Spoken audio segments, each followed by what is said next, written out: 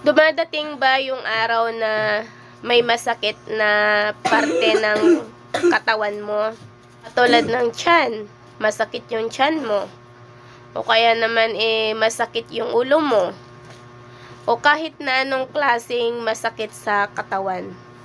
O kahit na may sugat ka, ganun.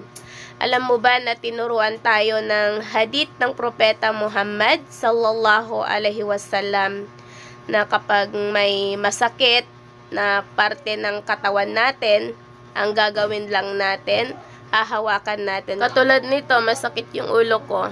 Yan.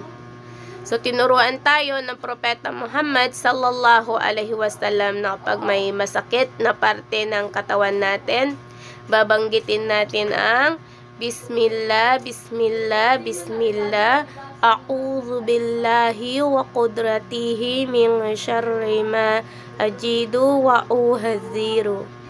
Yun. So, sa pamamagitan nun, gagaling na po yung ulo natin, inshallah. Natry ko na po ito ng ilang beses at effective naman po siya. So, basta maniwala lang tayo sa hadith ng Propeta Muhammad sallallahu alaihi wasallam. Inshallah na ibibigay sa atin ng Allah subhanahu wa ta'ala ang gantimpala ng ating paniniwala.